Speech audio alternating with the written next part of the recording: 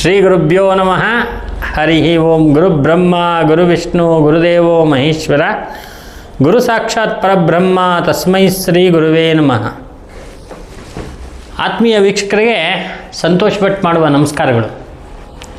ವೀಕ್ಷಕರೇ, ನಾವು ನಮ್ಮ ಜೀವನದಲ್ಲಿ ಅದೃಷ್ಟ ಪಡ್ಕೋಬೇಕು ಅಂಥೇಳಿ ಕೆಲವು ಪೂಜೆ ಪುನಸ್ಕಾರ, ಹೋಮ ಹವನ, ಮಂತ್ರ, ಜಪಸಿದ್ಧಿ, ಮಂತ್ರಸಿದ್ಧಿಯನ್ನೆಲ್ಲ ಮಾಡ್ತಾ ಇರ್ತೀವಿ. ಆದರೆ ಕೆಲವು ನಾವು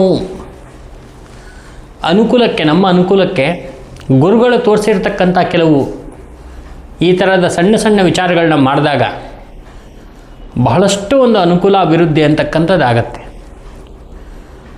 ಹಿಂದೆ ನಾವು ಆಂಧ್ರಾಗೆ ಹೋಗಿದ್ವಿ. ಆಂಧ್ರದಲ್ಲಿ ಒಂದು ಸಣ್ಣ ಹಳ್ಳಿ. ಆ ಹಳ್ಳಿಯಲ್ಲಿ ಒಬ್ಬ ವ್ಯಕ್ತಿ, ನಾವು ಬಟ್ಟೆ ಅಂಗಡಿ ಇಟ್ಟಿದ್ದೀವಿ ಗುರುಗಳೇ, ವ್ಯಾಪಾರನೇ ಇಲ್ಲ, 5 ವರ್ಷ ಆಗೋಯ್ತು, ವ್ಯಾಪಾರನೇ ಇಲ್ಲ, ತುಂಬ ಕಷ್ಟಪಡ್ತಾಯಿದ್ದೀವಿ, ಏನು ಮಾಡಬೇಕು ಅಂತಕ್ಕಂಥ ವಿಚಾರವನ್ನು ಕೇಳಿದ್ರು. ನಾನು ಆ ಹಳ್ಳಿಯಿಂದ ಬಸ್ಗೆ ಅಂತ ವೆಯ್ಟ್ ಮಾಡ್ತಾಯಿದ್ದೆ ಹೊರಗಡೆ ಬರೋಕ್ಕೆ. ಆ ಸಮಯದಲ್ಲಿ ಸಿಕ್ಕಿರ್ತಕ್ಕಂಥ ವ್ಯಕ್ತಿ ನಮ್ಮನ್ನು ಕರೆದು ಮಜ್ಜಿಗೆ ಕೊಟ್ಟು ಕೂರಿಸಿ ಚೆನ್ನಾಗಿ ಮಾತಾಡಿಸಿ ಆಮೇಲೆ ಈ ಒಂದು ವಿಚಾರವನ್ನು ಕೇಳಿದ್ರು. ಅಲ್ಲಿ ದುರ್ಗಾ ಪರಮೇಶ್ವರಿಯ ಒಂದು ಫೋಟೋವನ್ನು ಇಟ್ಟಿದ್ದ ಆ ವ್ಯಕ್ತಿ. ಆ ಫೋಟೋ ನೋಡಿದ ತಕ್ಷಣ ಬಹಳ ಖುಷಿಯಾಗೋಯ್ತು ನನಗೆ. ಯಾಕಂದರೆ ನಾವು ದೇವಿ ಆರಾಧಕರಾದ್ರಿಂದ ಆ ದೇವಿ ಕಣ್ಮುಂದೆ ಬಂದುಬಿಟ್ರೆ ಬಹಳ ಒಂದು ಸಂತೋಷವಾಗಿಬಿಡುತ್ತೆ.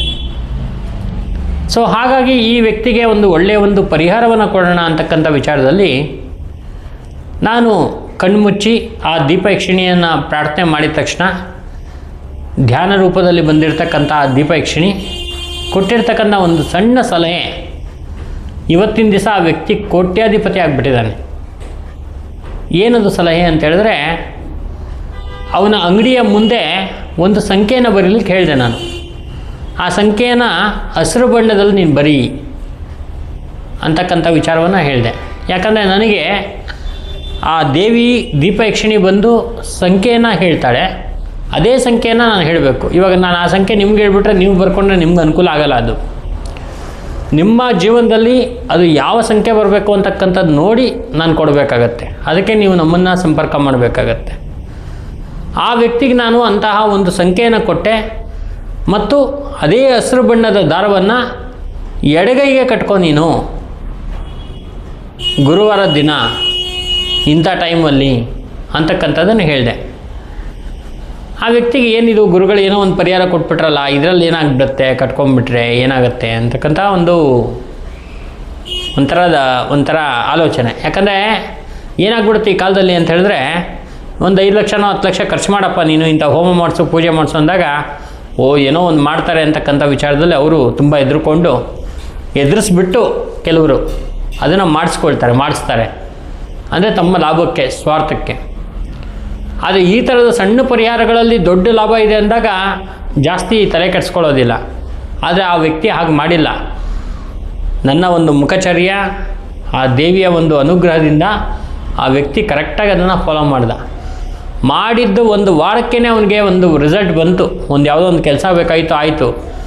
ಮತ್ತು ನೆಕ್ಸ್ಟ್ ಹಂಗೇ ಕಂಟಿನ್ಯೂ ಆಗ್ತಾ ಚೆನ್ನಾಗಿ ಒಂದು ಅನುಕೂಲ ಆಯಿತು.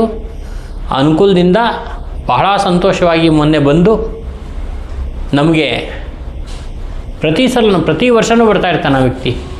ಮೊನ್ನೆ ಬಂದು ಬಹಳ ಖುಷಿಯಿಂದ ಒಂದು ಮನೆಯನ್ನು ತಗೊಂಡೆ ಗುರುಗಳೇ ಅಂತಕ್ಕಂಥ ವಿಚಾರವನ್ನು ಹೇಳಿ ಸ್ವೀಟ್ ಕೊಟ್ಟು ಹೋದರು. ಅಂತಹ ಒಂದು ಅದ್ಭುತವಾಗಿರ್ತಕ್ಕಂಥ ಈ ಒಂದು ಪರಿಹಾರ ಬಹಳ ಒಂದು ಸುಲಭವಾಗಿರ್ತಕ್ಕಂಥದ್ದು. ಬಣ್ಣಗಳಲ್ಲಿ ಹಳದಿ ಬಣ್ಣ, ಹಸಿರು ಬಣ್ಣ, ಕೆಂಪು ಬಣ್ಣ, ಬಿಳಿ ಬಣ್ಣ, ಕಪ್ಪು ಬಣ್ಣ, ಆಕಾಶದ ಬಣ್ಣ, ಕಪ್ಪು ಬಣ್ಣ, ಈ ಥರ ಬಣ್ಣಗಳಲ್ಲಿ ಯಾವ ಬಣ್ಣ ಯಾವ ಸಂಖ್ಯೆ ಅಂತಕ್ಕಂಥದ್ದನ್ನು ನೋಡ್ಕೊಂಡು ಮಾಡಿದಾಗ ನಮಗೊಂದು ಅದೃಷ್ಟ ಅಂತಕ್ಕಂಥದ್ದು ಕ್ರಿಯೇಟ್ ಆಗುತ್ತೆ. ಸಾಮಾನ್ಯವಾಗಿ ನೀವು ನಿಮ್ಮ ತಾಯಂದಿರು ದೃಷ್ಟಿ ಆದಾಗ ಕಪ್ಪು ಬಣ್ಣದ ದಾರವನ್ನು ಕಟ್ತಾರೆ. ಅದೇ ದಾರ ನಿಮ್ಮ ಅದೃಷ್ಟಕ್ಕೆ ಅಂತ ಹೇಳಿ ಬೇಕಾದಾಗ ತಾಯಿಯಾಗಿರ್ತಕ್ಕಂಥ ದೇವಿ ಮಹಾದೀಪ ಯಕ್ಷಿಣಿ ಸೂಚನೆ ಮಾಡ್ತಾಳೆ. ಅಂತಹ ಒಂದು ದಾರವನ್ನು, ಅಂತಹ ಒಂದು ಬಣ್ಣವನ್ನು ನೀವು ಯೂಸ್ ಮಾಡಿದಾಗ ನಿಮ್ಮ ವ್ಯಾಪಾರ, ವ್ಯವಹಾರ, ಮನೆ, ಕಚೇರಿ ಎಲ್ಲವೂ ಕೂಡ ಒಂದು ಅಭಿವೃದ್ಧಿ ಕಡೆಗೆ ಬರುತ್ತೆ, ಅದೃಷ್ಟವಂತರಾಗ್ತೀರಾ. ಅಂತಹ ಒಂದು ಸರಳವಾಗಿರ್ತಕ್ಕಂಥ ಸುಲಭ ಪರಿಹಾರ ಇದು. ಇದರ ಬಗ್ಗೆ ಇನ್ನೂ ಹೆಚ್ಚಿನ ಮಾಹಿತಿ ಬೇಕು ಅಂದರೆ ಸಂಪರ್ಕ ಮಾಡಿ ಹೇಳ್ಕೊಡ್ತೀನಿ. ನಮಸ್ಕಾರ.